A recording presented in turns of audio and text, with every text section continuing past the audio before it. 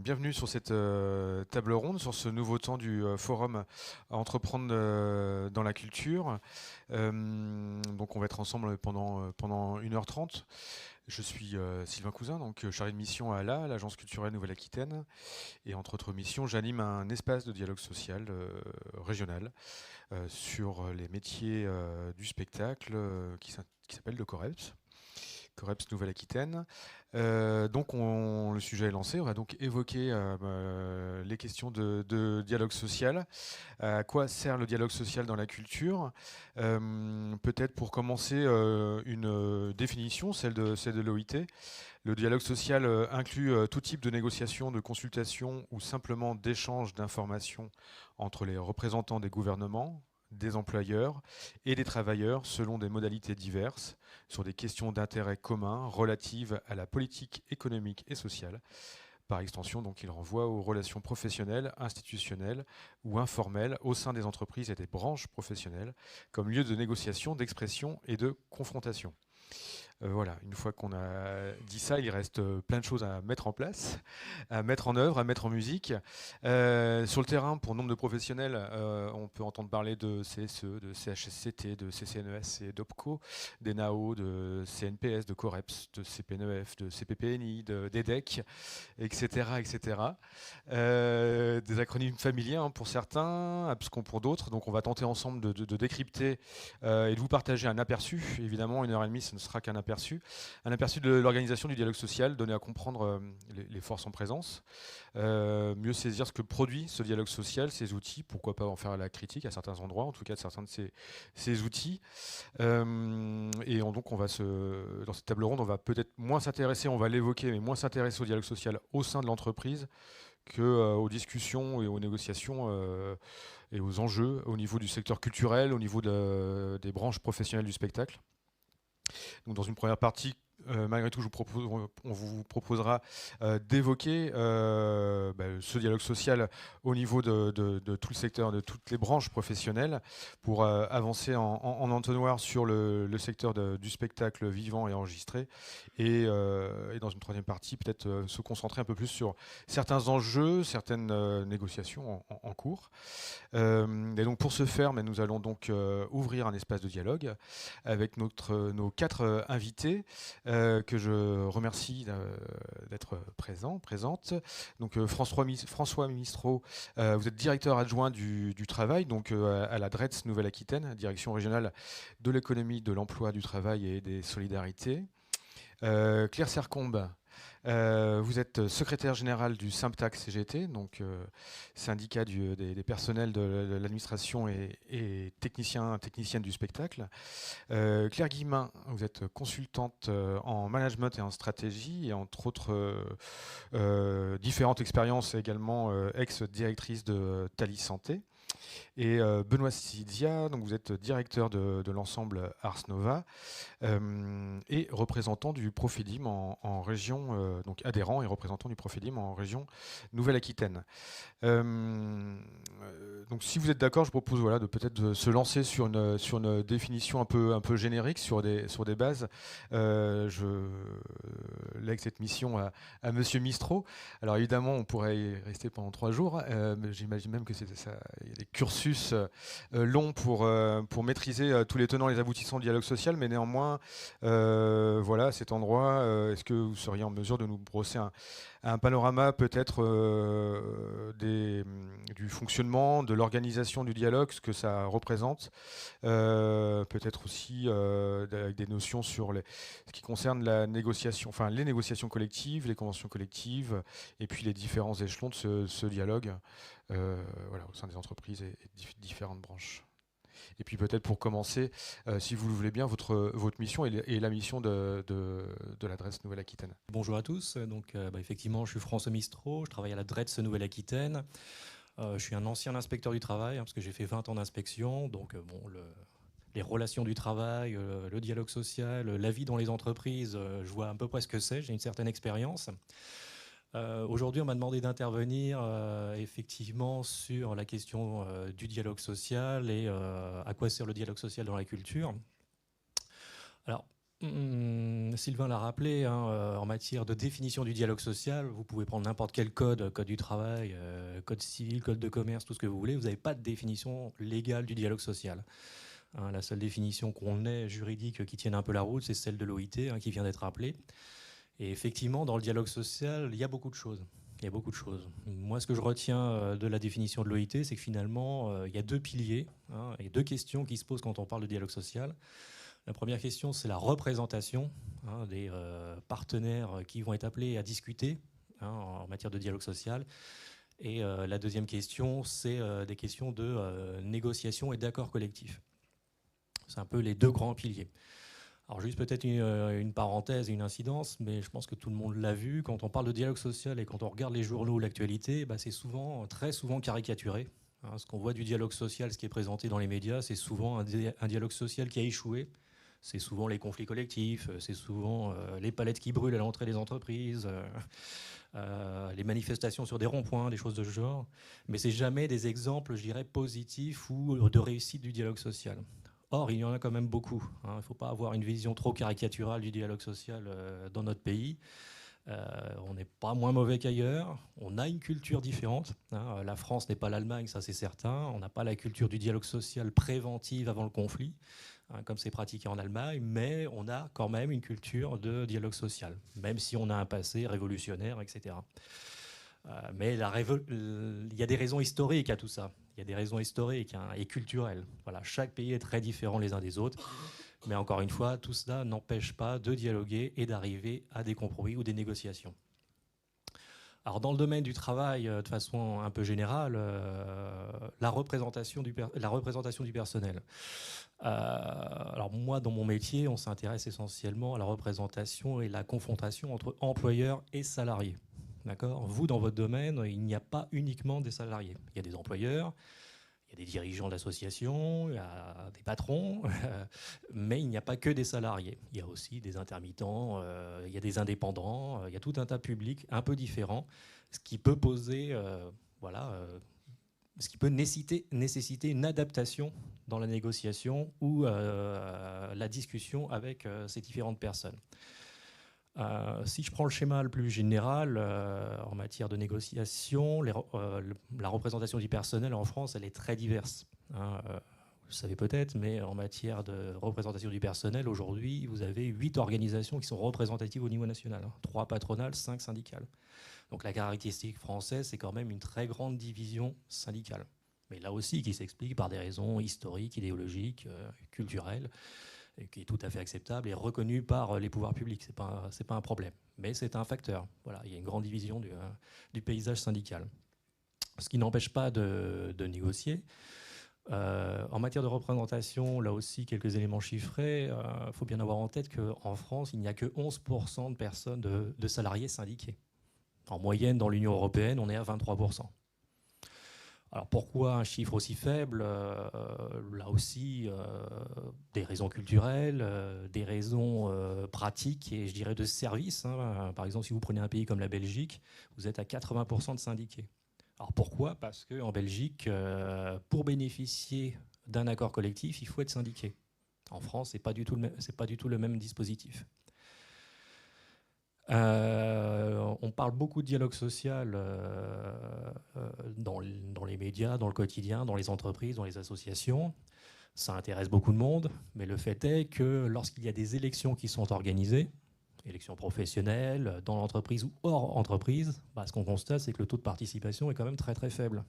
Il n'y a pas uniquement les élections politiques. Hein. Les élections professionnelles ne mobilisent pas forcément l'ensemble de la communauté de travail. Alors évidemment, c'est très variable d'une institution, d'une structure à l'autre. Mais un chiffre à titre d'illustration, dans les TPE, donc les entreprises de moins de 11 salariés, sont organisées périodiquement des élections. Hein, tous les salariés peuvent y participer. La prochaine élection dans les TPE est organisée en 2024. La précédente date de 2019, de mémoire. Et le taux de participation des salariés à ces élections était de 5%. Il y a quelques années, pour élire des conseillers prud'homaux, hein, le juge du contrat de travail, il fallait que les salariés aillent voter. Et là aussi, on était sur des taux de participation extrêmement faibles. Extrêmement faibles. Bon, malgré tout ça, il ne faut pas désespérer, hein. Il y a des représentants du personnel qui sont là pour discuter et pour dialoguer, hein. Alors, dans les entreprises, si on fait une focale un peu plus précise, vous entendrez parler de CSE, par exemple, hein, qui est le comité social et économique, hein, qui remplace l'ancien comité d'entreprise depuis 2017.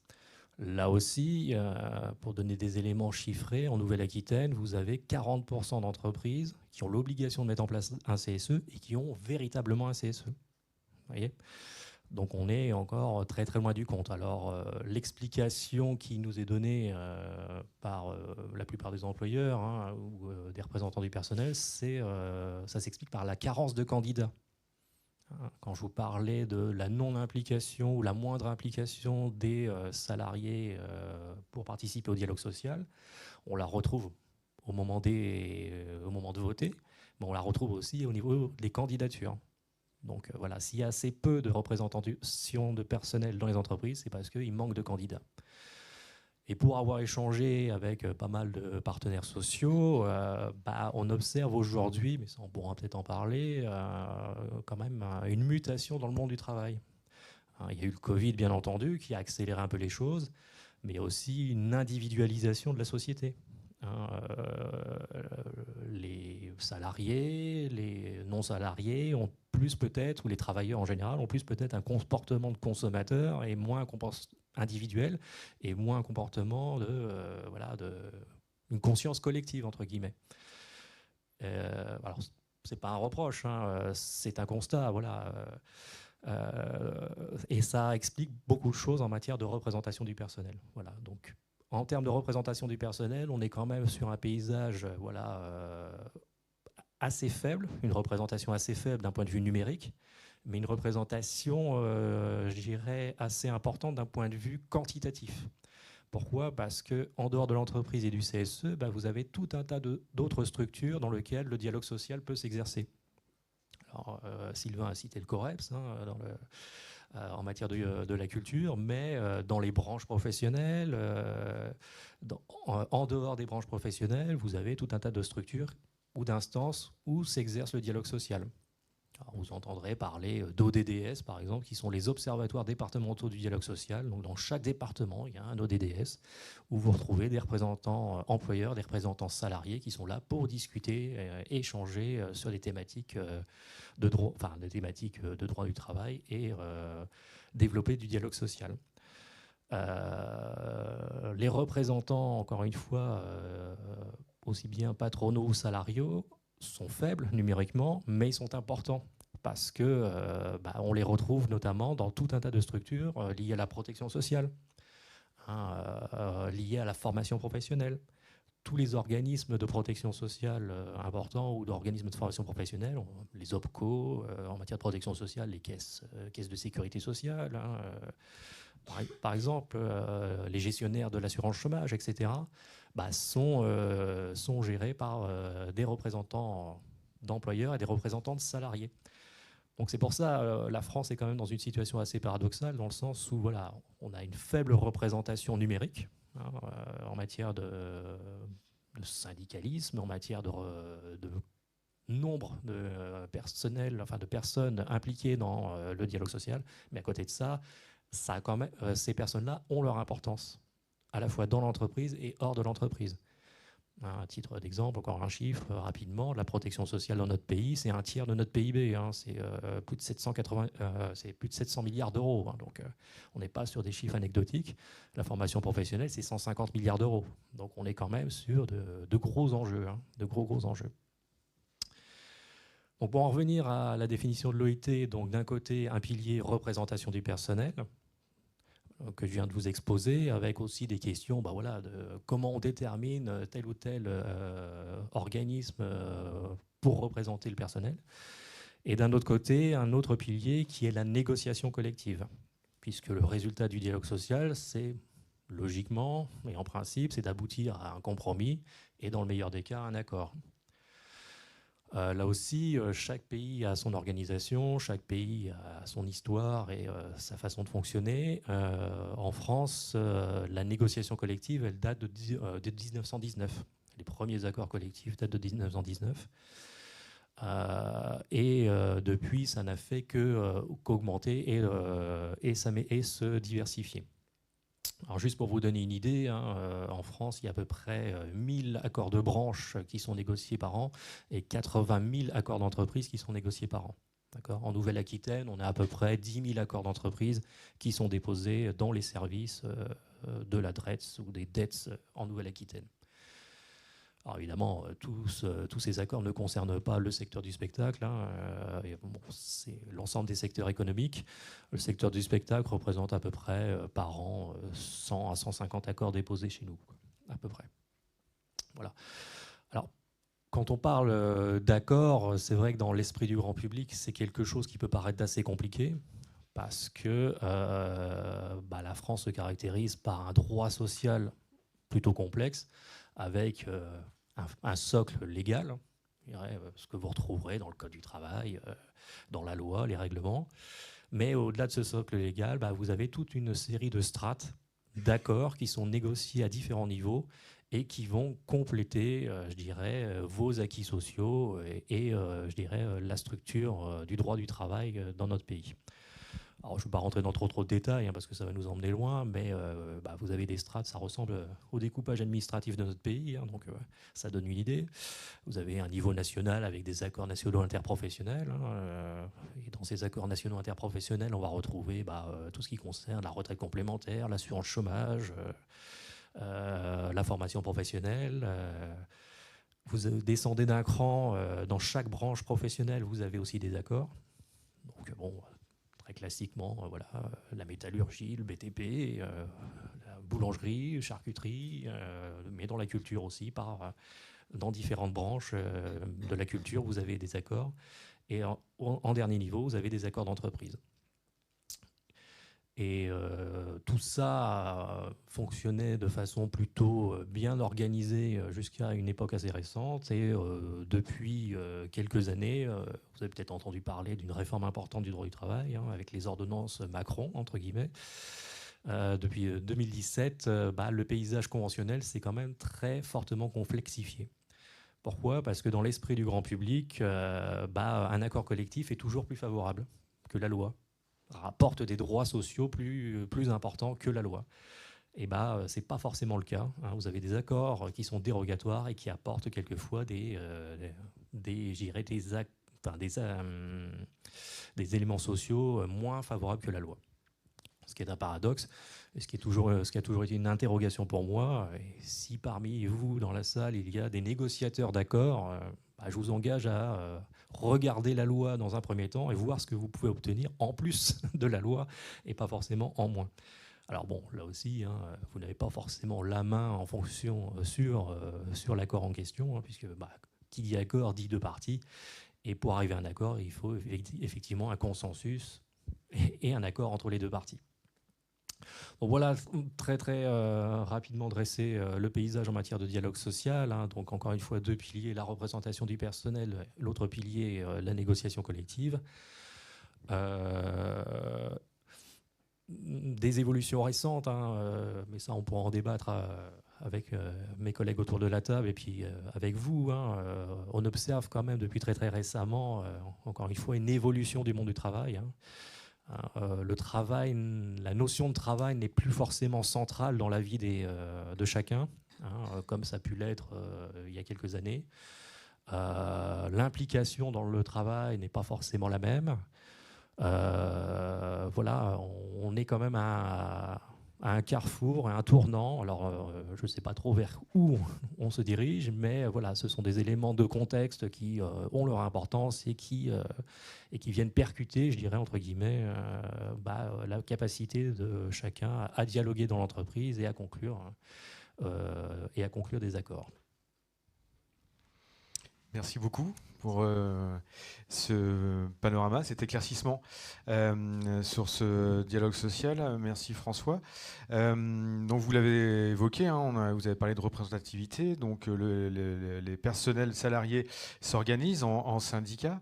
Claire Sercombe, donc vous représentez le SAMTAC.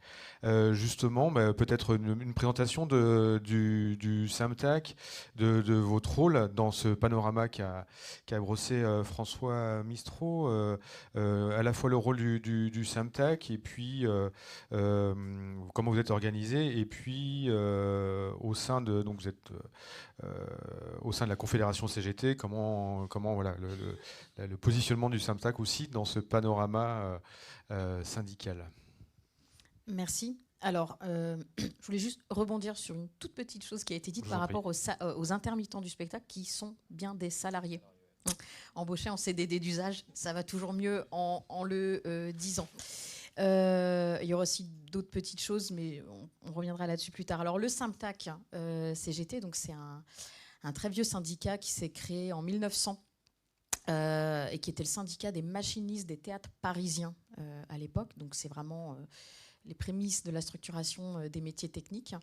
Et donc, on célèbre quasiment 124 ans d'existence, à un moment, fin 19e, début 20e, où il y a aussi la création de la Confédération Générale du Travail en 1895.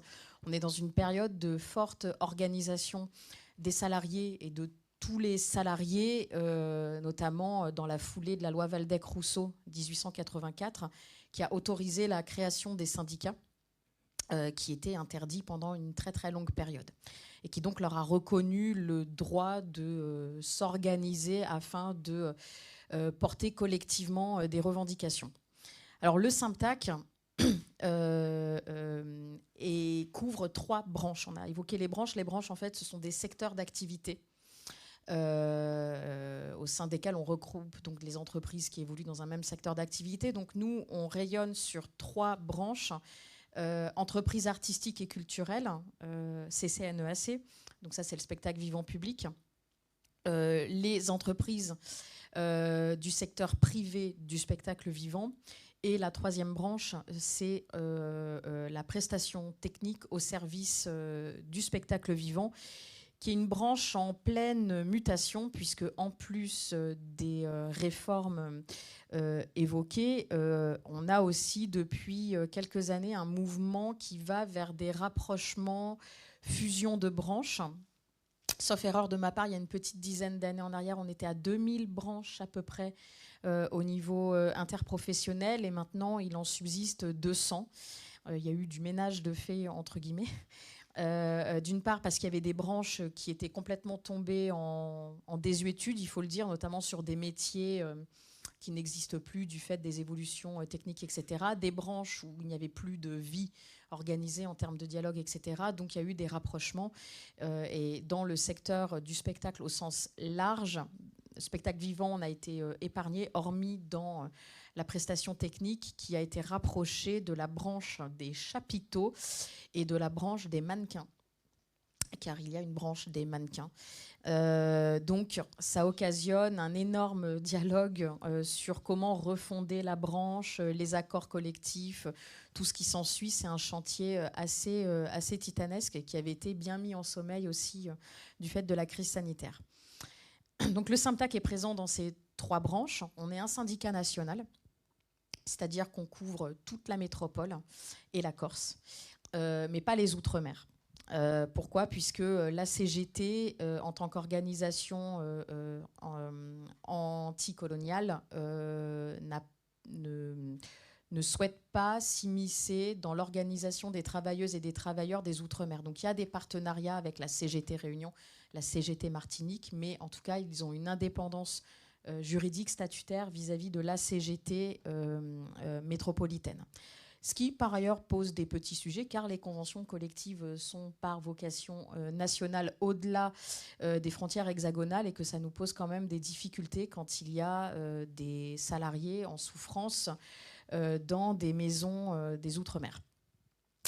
Syndicat national, c'est une c'est quelque chose d'assez atypique à l'échelle de la CGT, parce que la CGT, elle s'est organisée historiquement en croisant les enjeux professionnels, donc c'est-à-dire les métiers et l'organisation par fédération de métiers, de grands secteurs d'activité. Donc pour le Syntax, c'est la fédération CGT du spectacle, mais vous avez aussi la métallurgie, mine-énergie, l'agroalimentaire, les services publics, voilà.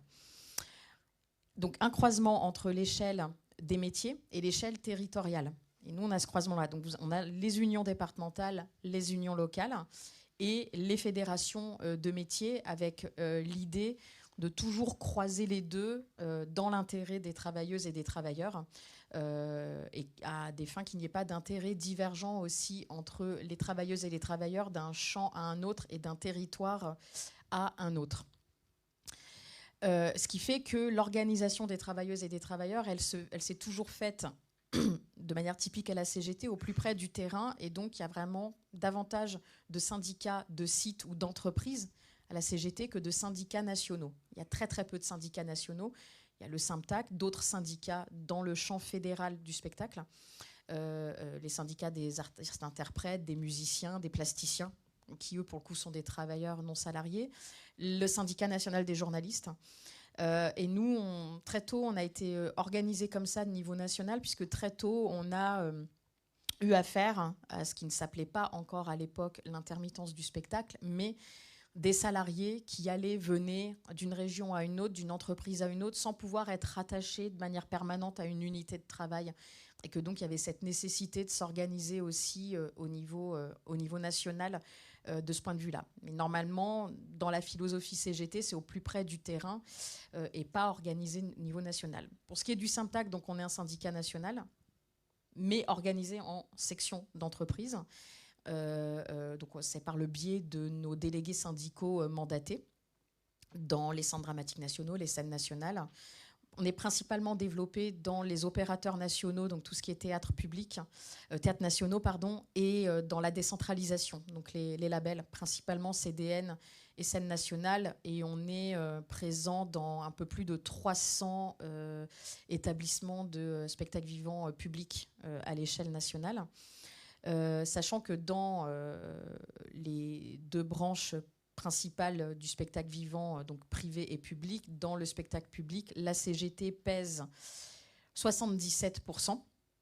Et dans le spectacle vivant privé, la CGT pèse 71% par le jeu des élections professionnelles qui ont été décrites précédemment. C'est-à-dire que les élections permettent aussi de mesurer le poids des organisations. Du côté des organisations patronales, il y a aussi un système, alors ce n'est pas un système d'élection, mais il y a aussi la mesure du poids des organisations patronales, ce qui détermine la capacité de signer ou pas un accord et de faire blocage ou pas aussi à un accord. Je ne vais pas rentrer dans le détail de ça maintenant. Mais donc on est un syndicat extrêmement implanté dans le spectacle parce que le poids de l'histoire qui fait qu'on est extrêmement représentatif et que dans les élections TPE, malgré effectivement un taux de participation qui est ridicule, on peut aussi interroger la composition du collège électoral des élections TPE, puisque qui peut voter aux élections TPE ? Tout salarié qui, l'année précédant la tenue des élections, a eu au moins un contrat de travail entre le 1er et le 31 décembre. Et encore auparavant, c'était le 31 décembre et il y a eu quand même, par un dialogue avec le ministère du Travail, un élargissement de la borne, mais nous, on revendique que ça soit toute l'année, en fait, qui puisse être prise en compte, puisque quelqu'un qui aurait travaillé du 1er janvier au 30 novembre, mais pas du tout en décembre, il est exclu, en fait, du collège électoral, ce qui, démocratiquement, est quand même un non-sens. Et donc le SYMTAC CGT, par sa représentativité, donc c'est-à-dire le poids qu'on pèse dans les branches, siège dans un certain nombre d'instances de dialogue social. Donc là, on va revenir dans la litanie des acronymes de début. Il y a des acronymes, je ne sais même plus exactement ce que ça veut dire, tellement on a trop l'habitude de parler en acronymes. Mais donc, il y a les négociations de branches par le biais des commissions permanentes, les commissions professionnelles permanentes nationales, CPP, nationales de négociation et d'interprétation, c'est ça, CPPNI. Donc il y en a une par branche, au sein desquels on négocie les accords de branche, conventions collectives, les accords de salaire de branche et tout autre type d'accords propres à l'organisation des conditions de travail et d'emploi d'un secteur d'activité. On a aussi toute la myriade d'instances paritaires, donc Audience, groupe de protection sociale, l'AFDAS, notre opérateur de compétences, la Commission paritaire nationale emploi-formation du spectacle vivant, Tali Santé, bien évidemment. Et puis, ça nous donne aussi un poids pour siéger au niveau du dialogue avec les tutelles, la puissance publique, par le biais des COREPS dans les régions, mais également du Conseil national des professions du spectacle, le CNPS, sous l'égide du ministère de la Culture. Donc voilà un petit peu sur le portrait de qui est le Symptac. Et juste, alors après, je ne sais pas comment cela va se poursuivre, mais il y a, par rapport à la définition du dialogue social, moi, il y en a une que j'aime bien, qui est de Pierre Ramin, qui est le directeur général du travail. Dans une conférence, il disait que le dialogue social, c'est la recherche d'un compromis entre ce qui est socialement souhaitable et économiquement possible, pour bien situer au-delà des repères juridiques, le socialement souhaitable et l'économiquement possible. Et je trouve que ça situe bien les problématiques aussi auxquelles on fait face au quotidien dans la négociation. Merci Claire. Pour cette présentation. Donc dans ce jeu de dialogue s'exercent des intérêts divergents, parfois convergents. Donc face aux représentants de salariés, les employeurs également sont organisés. Benoît Sidia, donc vous êtes à la fois donc directeur d'Ars Nova et donc adhérent d'un syndicat. Donc dans du côté d'employeur. Est-ce que vous pouvez nous présenter justement comment s'inscrit à la fois votre activité au sein de l'ensemble que vous dirigez, puis cette cohérence au sein du syndicat et des fédérations dans lesquelles sont également adhérentes le Profedim. Tu dois avoir un interrupteur. Voilà. Bonjour à toutes et à tous. Alors effectivement, je représente une organisation professionnelle qui s'appelle Profedim. Pour faire court, Profedim représente les employeurs, les diffuseurs et les faiseurs de musique du champ de l'indépendance, donc à savoir qui travaillent avec des équipes composites, à la fois d'équipes permanentes qui souvent sont sur les fonctions support, administration, production, diffusion, et des équipes artistiques souvent composées d'intermittentes et d'intermittents du spectacle, pas que, voilà, mais c'est juste pour préciser l'endroit d'où je parle. Par rapport à la question, comment je voudrais juste peut-être revenir dézoomer un tout petit peu avant de rentrer dans le détail, parce que je suis beaucoup moins capé que mes collègues techniquement sur les outils du dialogue social. Je suis en cours d'acquisition de tout ça, mais il y a quand même quelque chose qui me semble important, c'est que le dialogue social, ça doit être un endroit dans lequel s'inscrit une volonté et un désir. Et malheureusement, je vois trop souvent le dialogue social approché comme potentiellement une menace sur un projet, que ce soit d'un lieu, d'une équipe, de quoi que ce soit. Alors que peut-être en retournant la pièce et en disant qu'un projet pourrait être aussi basé sur le dialogue social, c'est-à-dire que le dialogue social ferait partie composante d'un projet de développement artistique, culturel, etc. Dans le champ, effectivement, je trouve ça très pertinent, du socialement souhaitable et de l'économiquement possible. On prend le problème tout à fait à l'envers. Voilà. Et parce que je crois que le dialogue social, c'est l'endroit où l'envie d'être avec l'autre, de travailler avec l'autre, doit s'exprimer. Et qu'on soit employeur, qu'on soit intermittente ou intermittent, à partir du moment où il y a l'expression d'une considération, il y a forcément quelque chose qui va nous rapprocher. Et du coup, on n'en vient plus à vivre le dialogue social comme une remise à jour obligatoire, annualisée des éléments de grille, d'accords de branche, etc., mais aussi comme un endroit où, au-delà même de ça, on travaille la philosophie de ce qu'on fait ensemble. Je pense notamment à quelque chose qu'on n'a peut-être que survolé, mais par exemple tout ce qui va être des enjeux sociétaux aujourd'hui, qui rentrent aussi dans le dialogue social. Quand on parle de développement durable, il y a des usages qui doivent bouger aujourd'hui sur la façon dont on pense nos projets. Ça a un impact sur les équipes artistiques, sur les conditions de travail, ça a un impact économique aussi, sur la représentativité, la parité, sur la protection des salariés aussi du champ de ce qu'on appelle les violences et harcèlements sexuels et sexistes. Tout ça, ce sont des choses qui sont intégrées dans le dialogue social, puisque ça doit être pensé, ça doit être organisé, et en plus de tout ce qui a déjà été nommé aujourd'hui. Et ça ne peut pas se faire sans ce désir de se rencontrer à cet endroit-là. Moi, ça me paraît hyper important de le rappeler, parce que c'est presque encore trop souvent, je dirais, et là j'ose le dire, pas assez lu par les partenaires structurants d'un projet, et notamment les tutelles, je pense, de l'importance fondamentale aujourd'hui de lire le dialogue social comme étant quasiment une part d'équilibre du fonctionnement d'une structure, surtout aujourd'hui quand on voit les bouleversements qu'on connaît. 2024 va être une année faste pour le dialogue social, je pense, parce que quand on voit ce qui s'annonce, va falloir causer et causer bien, enfin causer qualitatif sur l'emploi, sur les conditions de l'emploi et sur où on va ensemble. Quand on représente un employeur ou une structure employeuse du champ de l'indépendance, on travaille effectivement avec le besoin de s'intégrer dans des réseaux plus larges, que ce soit effectivement des regroupements d'organisations professionnelles d'employeurs, dans toutes les instances qui ont été nommées, y compris celles au niveau national, le CNPS, Conseil national des professions du spectacle vivant, et à l'échelle régionale du COREPS.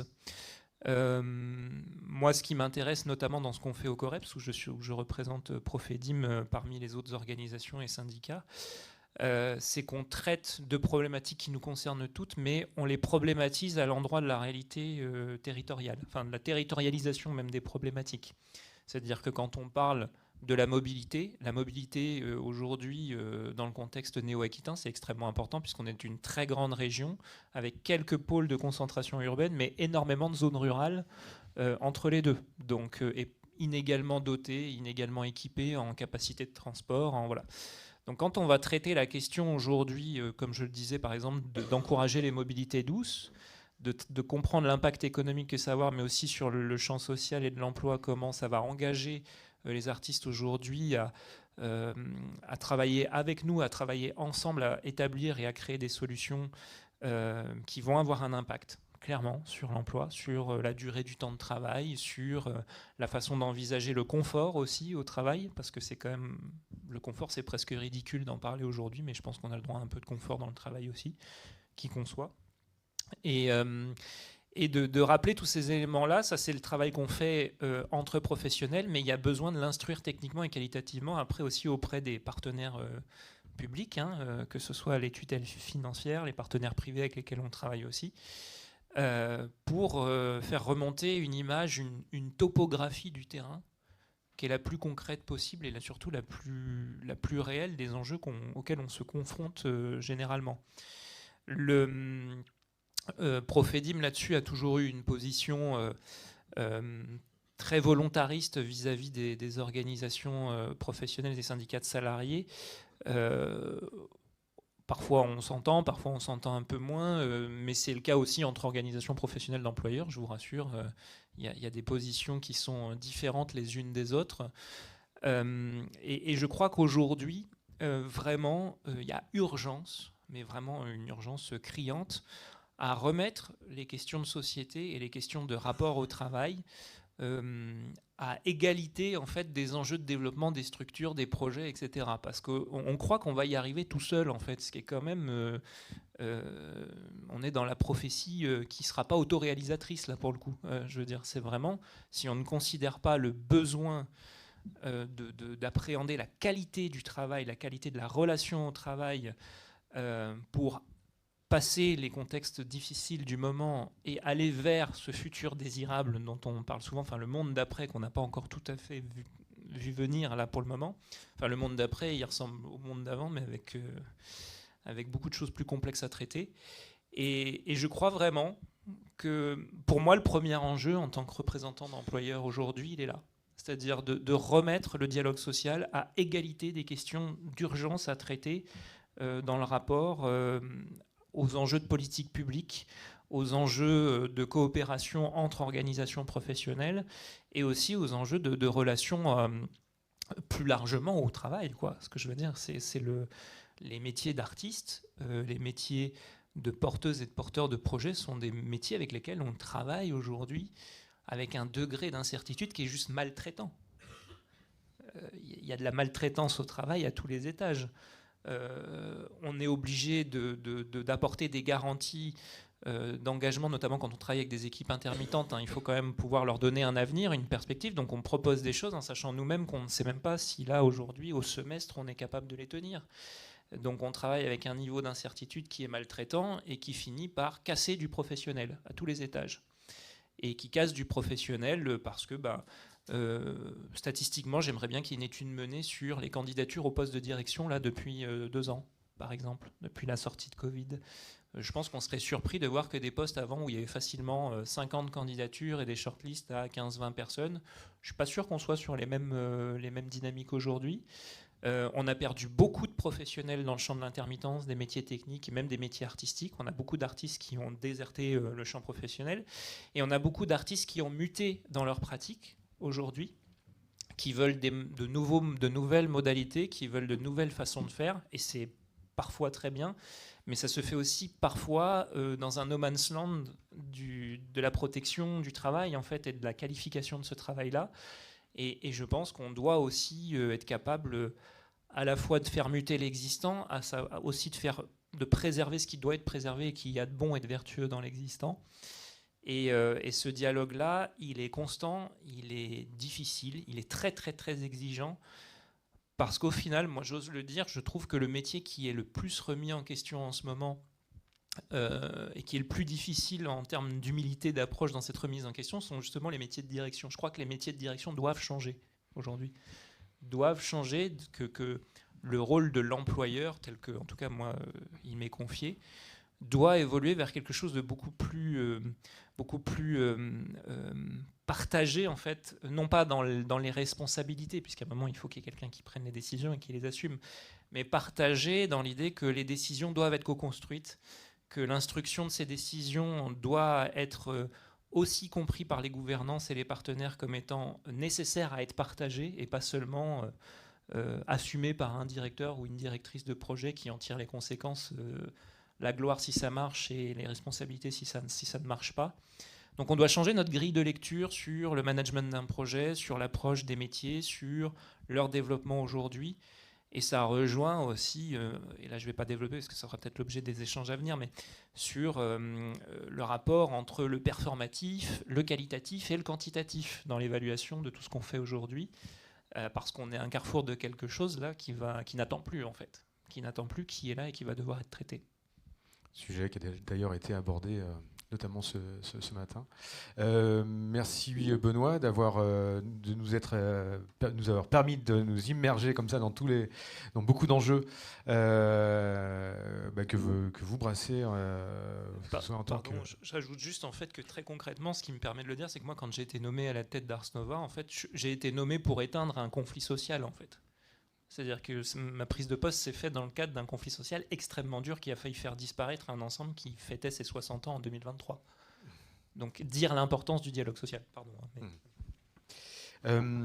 Vous avez évoqué, ça a été cité, donc le dialogue social aussi produit, ou en tout cas est garant d'outils garantissant les droits des salariés, notamment à l'endroit de la santé ou de la formation.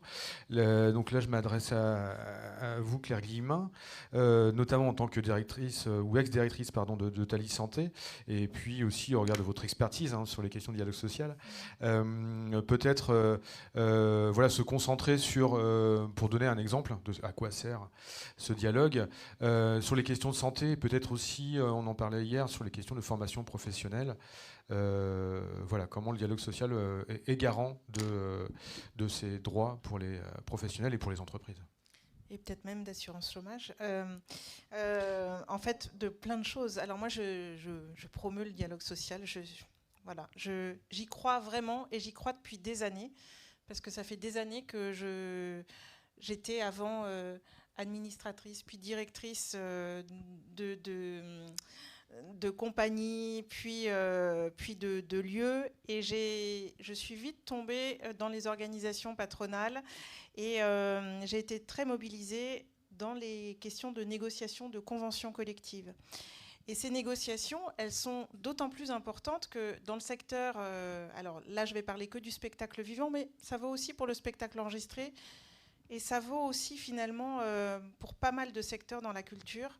La particularité de ce secteur, c'est qu'il y a énormément de très petites entreprises, des TPE, qui ont moins de 5 salariés, donc qui n'ont pas de dialogue social, et qui sont, enfin moi je l'ai été quand j'ai pris mes fonctions au début, complètement démunis sur les droits, au début on pense que c'est pas un sujet, évidemment c'est un sujet, et les discussions dans les conventions collectives, elles vont permettre de structurer un cadre de travail, et ça va être, finalement, on n'a pas de DRH dans ces structures-là.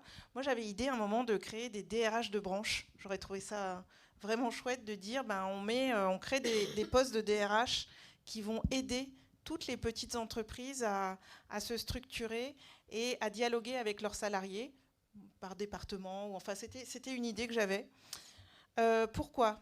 Parce que, en fait, dans le monde de la culture, ce qui produit la richesse, c'est les femmes et les hommes qui y travaillent. Et donc, si vous n'avez plus ça, si vous vous occupez pas bien d'eux, votre projet, il va foirer complètement. Donc, prendre bien soin d'eux, c'est avoir des conditions de travail décentes, c'est pouvoir dialoguer, débattre du travail, etc. Donc, ce qu'on n'arrive pas à faire dans l'entreprise parce que c'est trop petit, on le fait, on le discute dans la branche professionnelle, voire un petit peu au-dessus, dans des interbranches, sur toute la protection sociale de ce secteur. Et c'est vrai que la protection sociale du secteur de la culture, et particulièrement du spectacle, c'est vraiment construite depuis maintenant 30 ou 40 ans, en chapeautant un petit peu toutes les entreprises. Donc c'est le cas pour la retraite et la prévoyance, où on n'a qu'un organisme, en tout cas pour la retraite, qui est Audience, ou l'AFDAS, qui va gérer la formation professionnelle continue, chapeaute vraiment toute la formation dans le secteur, et donc a une visibilité de qu'est-ce qui marche pas, qu'est-ce qu'il faut développer comme formation. Et en santé au travail, c'est la même chose. Il y a un organisme unique qui s'appelait CMB avant, qui s'appelle Tali Santé, pour les intermittents du spectacle, pour les pigistes et pour les mannequins. Donc c'est pour toutes ces populations de salariés qui ont plein d'employeurs différents et pour qui il fallait, pour ne pas être perdu, avoir un seul interlocuteur pour la retraite, pour la formation et pour la santé au travail. Voilà, donc peut-être pour revenir aussi sur le dialogue social, et moi j'aime bien cette définition de Pierre Hamin, je l'ai notée, réussir des négociations, et vous l'avez dit, 80 000 accords signés. En fait, on négocie. Enfin, tout le monde dit les syndicats s'entendent jamais. 80 000 accords signés, c'est énorme en fait. Il y en a des accords qui sont signés, en fait, heureusement, et il y en a plein. Et dans le secteur de la culture, dans les branches, il y a beaucoup de discussions, et on aboutit quand même assez souvent. Pour ça, il faut s'entendre sur l'objectif commun. Est-ce qu'on est d'accord pour aller vers une négociation? Alors moi, j'ai été déléguée générale de Profedim il y a des années, voilà, et présidente de la FESAC, qui est la Fédération des employeurs du spectacle, de l'audiovisuel et du cinéma. Il faut d'abord être sûr, quand on commence une négociation, est-ce qu'on est d'accord pour aboutir déjà? Est-ce qu'on est d'accord sur l'objectif? Finalement, la différence entre des organisations syndicales de salariés et des organisations patronales, c'est le chemin qui est pris. Au fond, on n'est pas d'accord sur la méthode, sur le chemin, sur les outils. C'est juste ça l'endroit du débat. Mais si on est d'accord sur l'objectif, je pense qu'en général, on arrive toujours à négocier quelque chose. Les négociations, donc ça passe sur un objectif commun, le respect de l'autre. moi j'ai souvent entendu des choses pas très agréables, et c'est une erreur de penser que l'autre a tort, etc. Enfin, on construit, enfin, on peut s'engueuler, mais il faut trouver des compromis ou des solutions. Il faut accepter de lâcher sur telle chose, savoir où sont les chiffons rouges, etc. Et puis il faut écouter. Parce que moi je reste persuadée aussi que c'est pas l'employeur qui sait tout. D'ailleurs, il ne sait pas forcément en détail comment travaillent les salariés, etc. Les salariés ne savent pas tout non plus. Donc on a à écouter et à apprendre des réalités des uns et des autres, des contraintes des uns et des autres, et trouver le cheminement qui peut prendre du temps. Et c'est ça pour moi qui est intéressant et qui est le plus difficile dans le dialogue social, c'est le tempo qui est donné. Il faut parfois du temps et parfois il faut un coup d'accélération. C'est pour ça que parfois vous entendez à la télé ou à la radio le fait qu'une négociation s'est terminée dans la nuit, etc. Parce qu'il y a des échéances. Si vous n'avez pas d'échéance, vous pouvez négocier pendant 10 ans et puis ça n'aboutit pas. Mais si vous avez un cadre, un agenda social, eh ben, vous n'avez pas le choix. Voilà, c'est un peu ce qui s'était passé en 2016 et récemment sur la négociation de l'accord d'assurance chômage des intermittents du spectacle. Merci Claire. Justement, je vous propose sur le temps qui nous reste, nous avons encore, oui c'est un peu plus d'une demi-heure ensemble, peut-être justement d'aborder par l'illustration donc la question de la négociation justement des annexes 8 et 10 comme exemple d'endroits où s'exerce le dialogue social. Peut-être aussi aborder aussi, vous avez cité 2 espaces de dialogue que sont le CNPS et le COREPS, donc peut-être qu'on peut aussi éclairer un peu voilà, ce qu'on y fait dans ces espaces de dialogue et puis leurs limites ou leurs écueils. Peut-être par exemple citer dans les derniers épisodes la question du plan Mieux produire, mieux diffuser qui est versé dans ces espaces de concertation. Et puis peut-être qu'il nous restera un petit peu de temps pour un échange avec la salle. Si ça vous va, on peut aborder ces sujets. Donc sur les annexes 8 et 10, donc Claire, vous l'évoquiez, hein, c'est une histoire en différentes séquences. Il y a là plus récemment que 2016, et donc là actuellement donc les droits à l'assurance chômage pour les intermittents, techniciens, techniciennes et artistes sont en cours de renégociation. Est-ce que vous pouvez Claire Guillemin ou Claire Sercombe peut-être nous éclairer?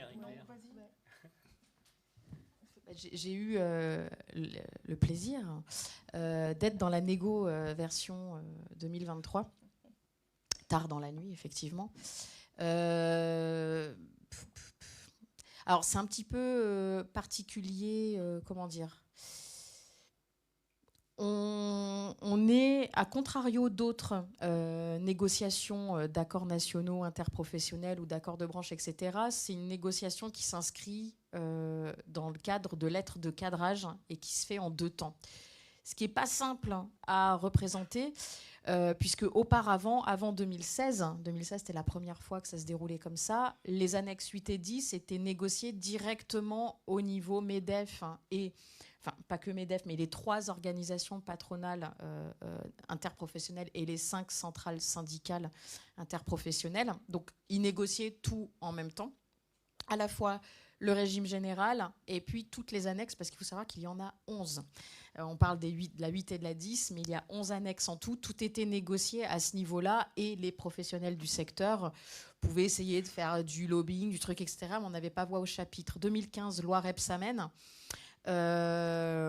garantit un cycle de négociation au niveau professionnel, et donc c'est entré en vigueur pour la première fois en 2016, ce qui a été un accord majeur puisque ça a notamment rétabli, enfin je te laisserai détailler, mais bon, ça a quand même rectifié le tir par rapport à 2003 l'accord de 2003 sur un certain nombre de points. Il y a eu une négociation en 2019 dont on ne parle pas beaucoup puisque c'est tous les 3 ans. Oui, c'est ça.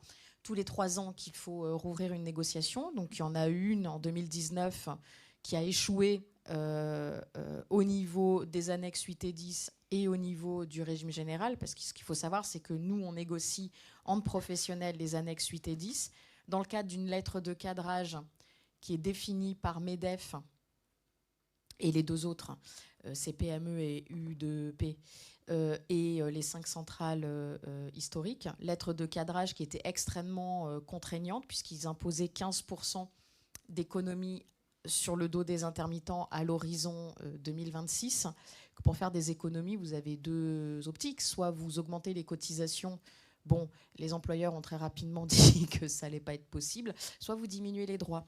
Donc en tout cas, il y a eu un consensus sur ce que tu disais, l'objectif commun, consensus entre organisations syndicales de salariés du champ du spectacle et la FESAC, qu'on n'allait pas respecter cette lettre de cadrage.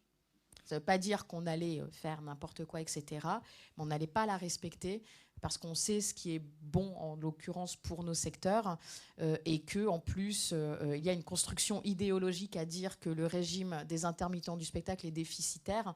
Je dis construction idéologique parce que dans les comptes de l'UNEDIC, les annexes 8 et 10 ne sont pas isolées du reste. Donc le régime de l'assurance chômage et de ces 11 annexes est excédentaire. Les annexes 8 et 10 sont incluses dans un tout. On refuse catégoriquement qu'il y ait une construction autre que celle du MEDEF, qui aimerait bien que ça soit isolé côté spectacle. Mais donc, il y a eu une négociation annexe 8 et 10, 6 réunions sur 3 semaines. On n'a pas beaucoup dormi. Pour arriver à un accord qui est très bien sur le papier, un accord divisé en 2 parties, ce qu'on revalorise, ce qu'on améliore immédiatement pour les annexes 8 et 10, et un agenda social, deuxième partie, avec la FESAC pour poursuivre des échanges qui étaient un peu hors cadre annexes 8 et 10, ou des points où on avait besoin de plus que 6 réunions menées au pas de charge. Et ensuite, l'accord du 27 octobre 2023 est remonté au niveau interprofessionnel, donc on envoie notre copie au MEDEF, et les 2 autres, et les 5 confédérations historiques de salariés. Et c'est là où en fait on s'est fait retoquer notre copie, puisque donc on n'avait pas respecté la lettre de cadrage. Enfin, on s'y attendait un petit peu, mais c'était un acte politique que de dire on refuse cette trajectoire. Et puis in fine, de toute façon, le gouvernement a refusé d'entériner la convention globale d'assurance chômage, donc le régime général avec l'intégralité des annexes, au motif qu'il n'y avait pas assez de mesures pour favoriser l'emploi des seniors. 6 mois après avoir saccagé le droit à la retraite par la réforme de l'assurance du régime des retraites. Et donc on se retrouve avec le gouvernement qui, une fois de plus, ça va me permettre d'arriver sur le point que je voulais souligner, c'est qu'on a un dialogue social qui, au niveau interprofessionnel, national, est quand même compliqué. Et on le retrouve aussi, parce que moi je siège au conseil d'administration de l'AFDAS, et on retrouve quand même vraiment des velléités de l'État de mettre au pas les instances de négociation, de dialogue social, les instances paritaires. C'est-à-dire que le paritarisme est quand même attaqué par l'État avec une volonté de reprendre en main les choses. Et sur l'assurance chômage, c'est ce qui se passe. Ça a commencé en 2017 avec la suppression des cotisations pour le régime général. Il y a eu maintien pour les annexes 8 et 10.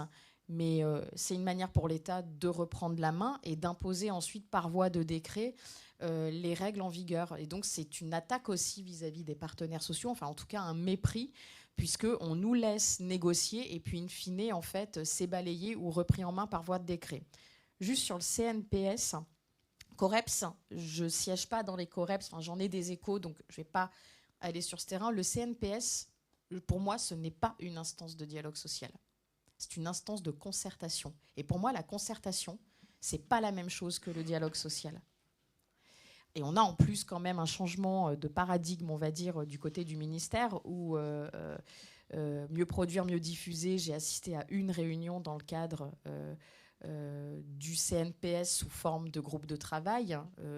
Cette concertation est une vaste plaisanterie. C'est-à-dire qu'en fait, soit ils ne savent pas où ils veulent aller, c'est grave, soit tout est déjà prêt et ils nous écoutent pour faire semblant d'eux et c'est tout aussi grave. Mais pour moi, on n'est pas dans du dialogue social. Ne serait-ce que parce que la puissance publique n'est pas un partenaire social. Les négociations peuvent se passer sous sa présidence. Par exemple, dans les entreprises artistiques et culturelles, nous avons une présidence de la DGT qui tient lieu d'arbitre en quelque sorte des échanges, de la Direction générale du travail, pardon. C'est-à-dire que le ministère est à la table des négociations pour veiller à ce que ça se passe bien, vérifier la légalité aussi des fois de ce qu'on propose, etc. Mais le CNPS, c'est pas ça. C'est le ministère qui concerte. Mais pour moi, la concertation, c'est vraiment pas la même chose que du dialogue social. Surtout avec le gouvernement actuel qu'on a. Merci Claire. Moi, je vais essayer d'être très rapide parce que le plus important, c'est d'écouter vos questions ou remarques. Sur la négociation de 2016, il y a eu un accord unanime. Faut juste rappeler l'interprofessionnel, pour être bien clair, c'est MEDEF, CPME, U2P pour les employeurs, et les professionnels de la culture ne sont pas du tout adhérents de ces organisations patronales. Donc on n'est pas représentés, donc on n'existait pas dans le débat, et du coup le législateur à l'époque, parce qu'en 2016 il y avait une grosse crise des intermittents, a décidé de dire: les gars, vous voulez être responsables, vous allez négocier, et puis dans un cadre budgétaire qui est donné par les organisations interprofessionnelles, donc MEDEF, CPME, U2P pour les employeurs, CGT, CFDT, FO, CFTC, CFE, CGC pour les salariés.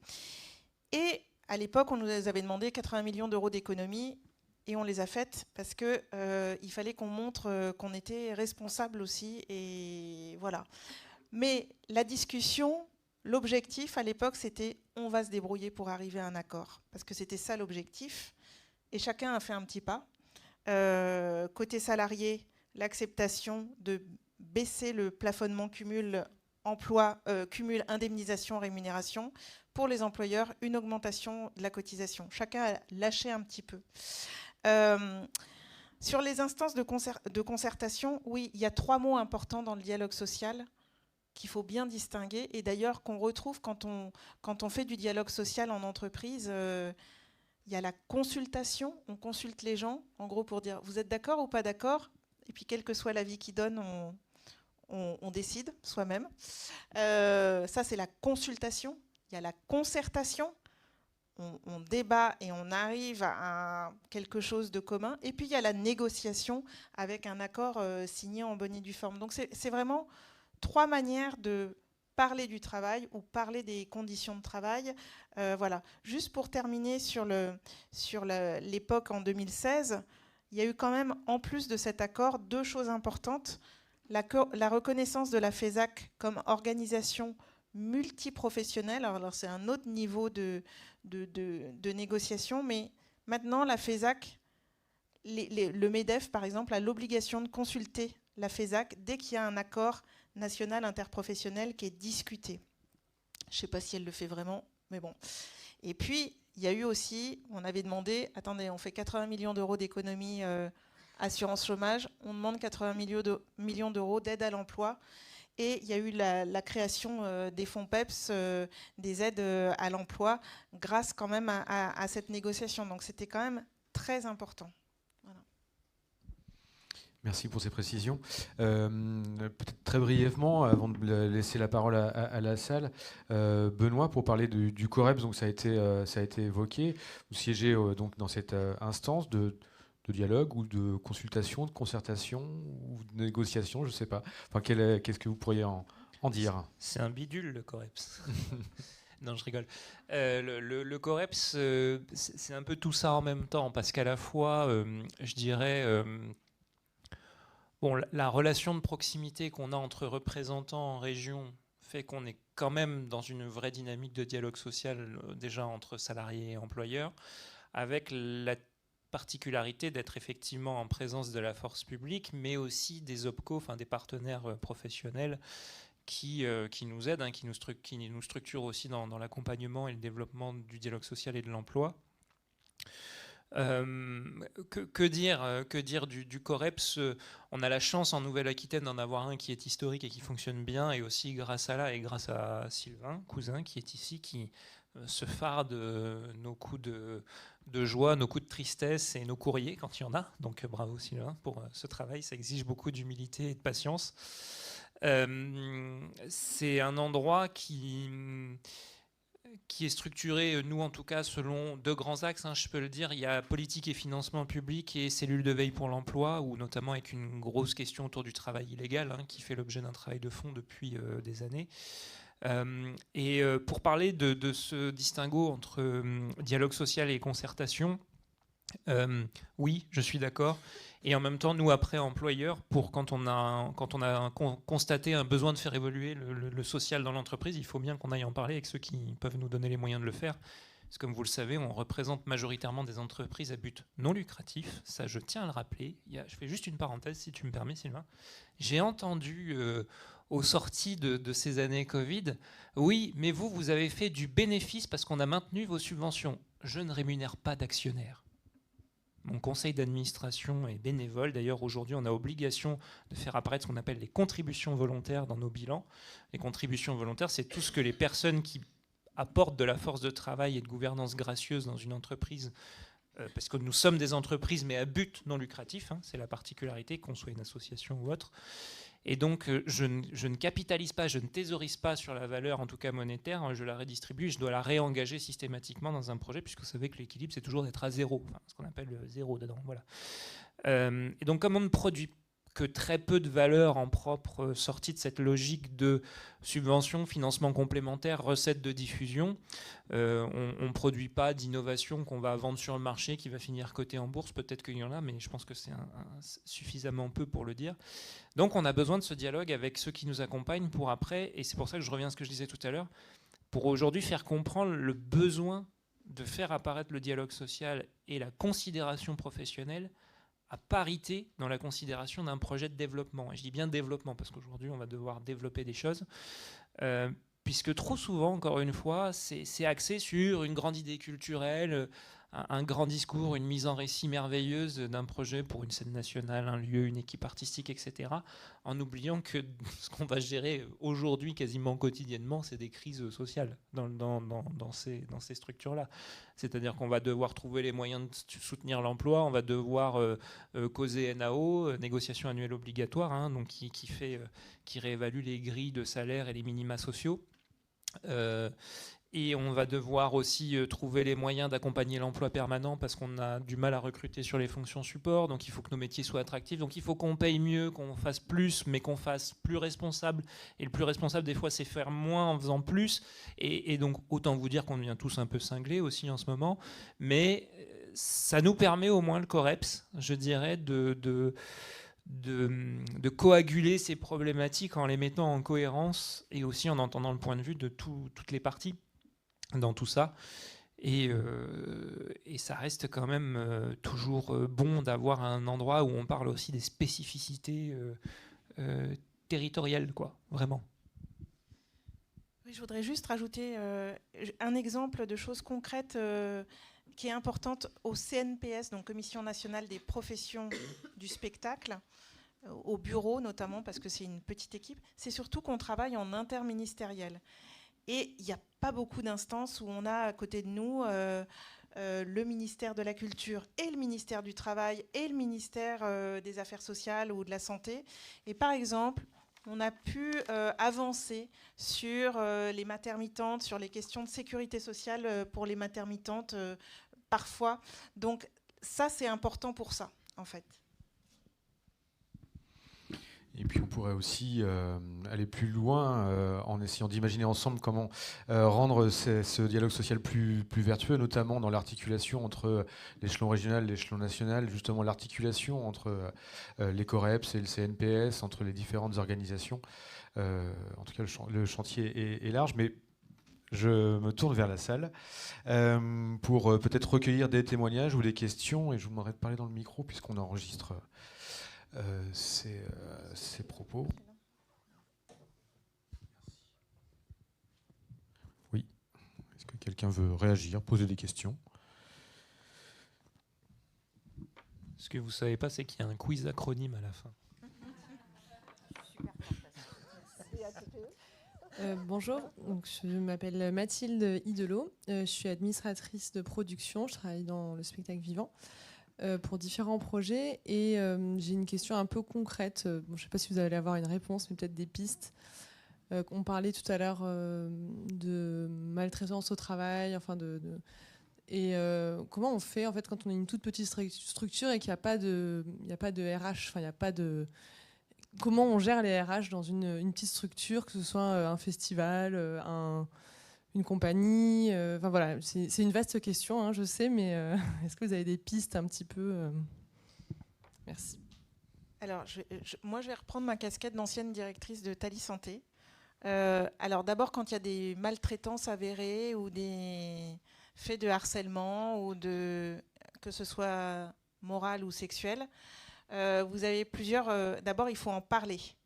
Il y a aujourd'hui une cellule d'écoute audience. Faut en parler à des collègues. Faut en parler à sa hiérarchie. Mais quand c'est la hiérarchie qui est problématique, c'est compliqué. Vous avez aussi le médecin du travail qui a un devoir de confidentialité, évidemment. Voilà. Donc, et puis, vous avez des organisations syndicales de salariés ou d'employeurs pour aborder le sujet. Mais il faut en parler. Voilà. Vous pouvez aussi, à mon avis, l'évoquer avec votre tutelle. Je pense que, si vous êtes une structure subventionnée. Voilà. Après, il y a aussi des dispositifs d'appui de la part de l'AFDAS pour accompagner les petites structures à prendre conscience de l'importance des ressources humaines. Et voilà. Donc, des dispositifs que vous pouvez avoir à l'AFDAS. Oui, c'est les appuis conseils RH pour les TPE de l'AFDAS, où c'est une intervention de 5 jours de consultants pour aider justement à structurer avec les moyens du bord, entre guillemets, pour les toutes petites structures où il n'y a pas des services clairement identifiés, etc., puisque c'est matériellement pas possible. Mais je voulais juste rajouter aussi une chose par rapport aux obligations en termes de santé et de sécurité au travail des employeurs. Vous êtes prêts pour un nouvel acronyme, le DUERP, document unique d'évaluation des risques professionnels. C'est un document qui est obligatoire, peu importe le seuil de salariés dans une structure, que vous ayez 0,1 équivalent temps plein ou 3000. Il y a obligation d'avoir ce document. Et là, les services de médecine du travail, je sais en tout cas que Thalie Santé le fait, peuvent accompagner. Et l'élaboration du DUERP peut aussi faire l'objet d'un dialogue social en soi dans une structure et y associer les salariés. J'ai le cas en tête d'une structure de musiques actuelles qui avait des problématiques. Alors, on n'était pas dans de la maltraitance et du harcèlement avéré, c'était une énorme désorganisation qui faisait péter un câble à tout le monde. Et la médecine du travail leur a dit qu'il fallait d'abord identifier les risques, les facteurs de risque, et ils les ont accompagnés pour travailler collectivement par service ce document unique d'évaluation des risques. Et ça a permis aux salariés de parler des problématiques, d'essayer de trouver des solutions à ces problématiques, et vraiment en partant du terrain. Donc déjà, s'emparer de ce document qui, par ailleurs, est obligatoire. Je n'ai plus les peines en tête en cas...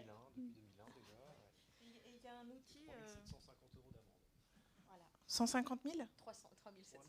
Ah non, 3 000, bon. Il y a un site dédié de Thalie Santé. En fait, il y a un outil d'aide à la réalisation du DUERP, du document unique d'évaluation des risques professionnels, qui s'appelle ODALIE, ODALIE, qui vous aide à vraiment réaliser, parce que les risques liés au spectacle ont été repérés et référencés. Donc c'est plus facile que si on part d'une feuille vierge. Merci. Autre question? Oui. Je voulais juste rebondir sur la question, parce que Nicolas Dubreuil, je suis metteur en scène dans une compagnie de théâtre. On est une toute petite structure, mais justement, grâce au service de Thalys, on a fait le DUERP. Et c'est à partir de ce document qu'on a commencé là, depuis 6 mois à prendre conscience qu'on peut, même dans les petites structures, parler de qualité de vie au travail et toutes ces thématiques. Donc du coup, c'est un super outil parce que c'est intuitif, on l'a fait ensemble, toute l'équipe à 10. Et là maintenant, on a mis en place tous les 2 mois 2 jours de travail sur ce document. Et en fait, avant on se disait c'est pas pour nous, on est une petite structure, mais en fait maintenant ça fait partie de la réflexion de comment on améliore notre manière de travailler en fait. Et là hier, il y a eu un atelier sur ça, sur les qualités de vie au travail, où il y a des outils gratuits de jeux de cartes pour instaurer du dialogue, même dans les petites structures, sans forcément être C'est les outils de spécialiste. l'ANACT, Oui. Agence nationale pour l'amélioration des conditions de travail.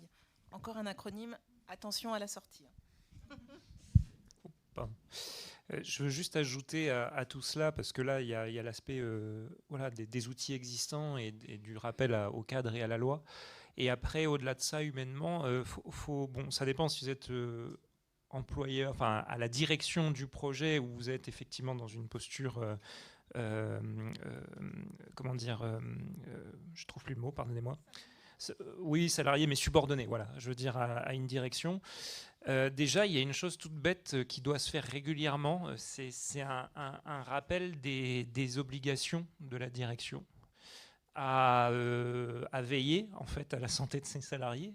C'est tout bête, hein, mais on oublie de dire qu'une patronne ou un patron, bien qu'il soit lui ou elle aussi salarié de la structure, a dans ses missions et dans son cahier des charges de veiller à la santé et à prévenir autant que faire se peut les risques physiques, psychosociaux, moraux au travail.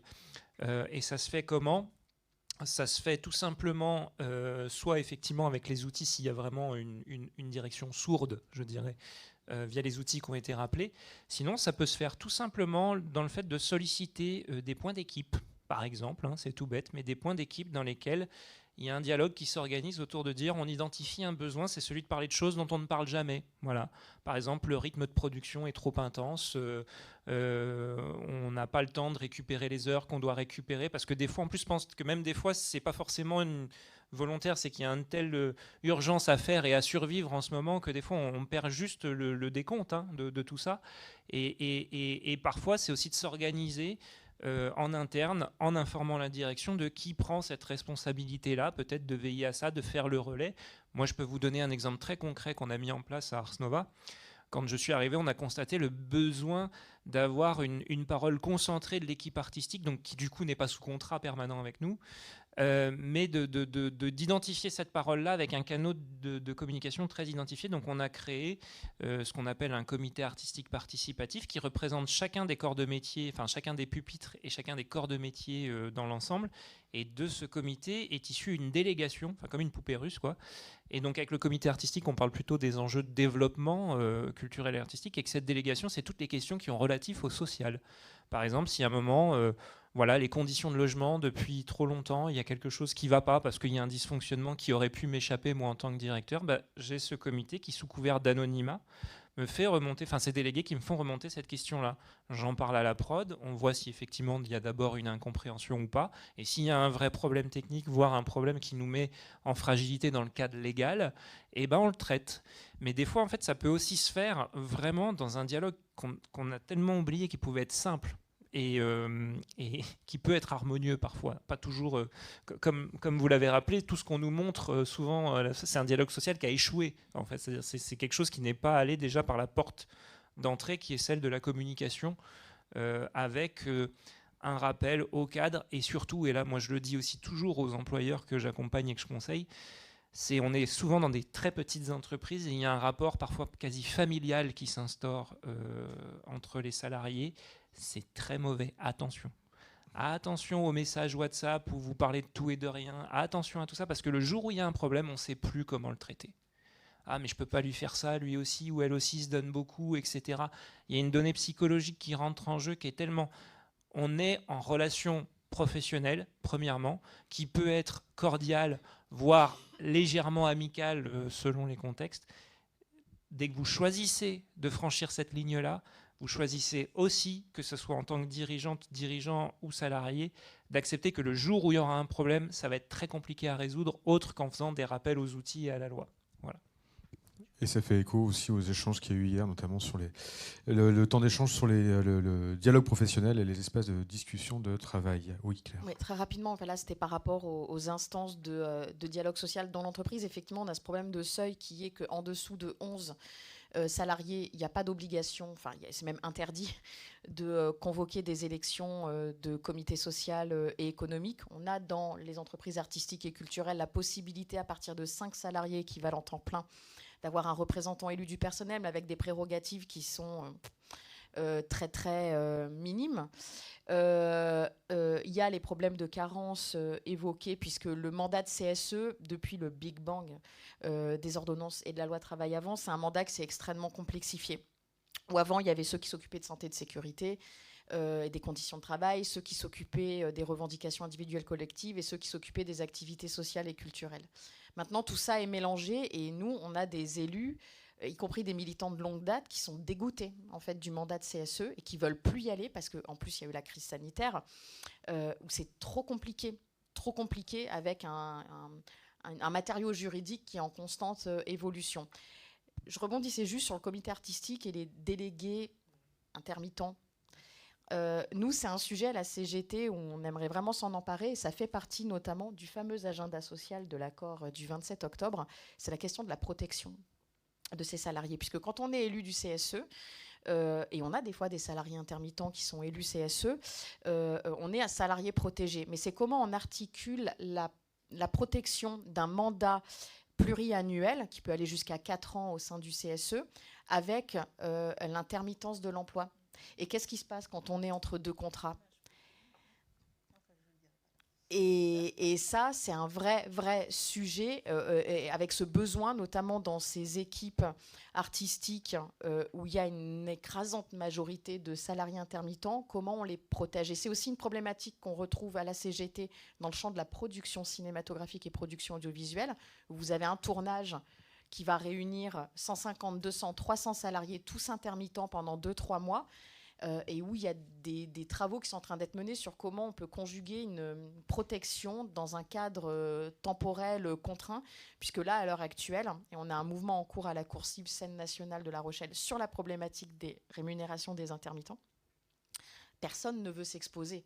Donc, on a des délégués du personnel et des représentants élus qui montent au front, mais il y a un risque de blacklistage et de discrimination énorme pour les intermittents. Et là, juridiquement, on est dans un flou. En fait, juridiquement, il y a un vide juridique. Et quand j'étais à Profedim, nous avons eu un gros adhérent qui s'est retrouvé par l'inspectrice du travail, requalification en CDI de tous les gens qui étaient représentants et réintégration, voilà. Et donc, c'est aussi un problème. Donc, aujourd'hui, il n'y a pas de solution effectivement juridique. Il n'y a pas de cadre juridique pour le créer. Peut-être par un accord éventuellement de branche qui permettrait les conditions. Ça, c'est... Oui, et juste pour dire, nous on le souhaite. C'est juste que pour le moment, moi je suis à 10,8 ETP et que je n'avais pas moyen... Oui, non, mais je n'avais même pas moyen, en fait. Et là, pourquoi la problématique se pose, c'est que j'avais un choix un peu cornélien. C'est soit, effectivement, faire un pas de côté qui se fait vraiment en confiance sur ce dialogue-là, qui est extrêmement cadré aussi, parce qu'il y a une convention qui rappelle pourquoi ils sont là. Il y a un rythme aussi de consultation qui est extrêmement cadré pour pas qu'ils soient sollicités à merci.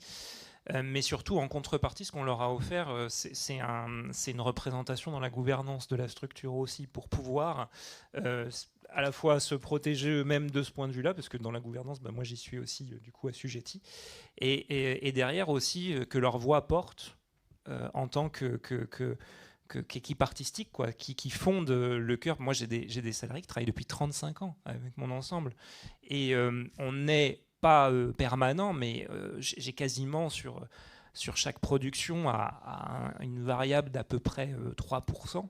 J'ai systématiquement les mêmes salariés avec lesquels je travaille.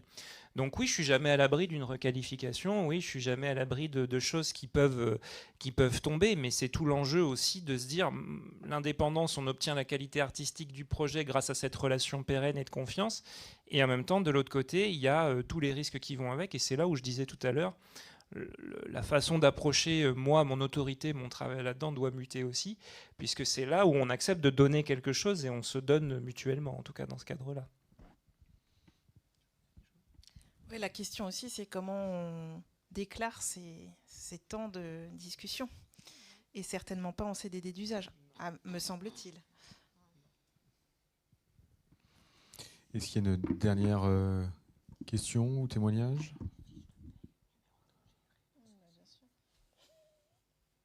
Est-ce que vous souhaitez apporter un dernier élément de conclusion ou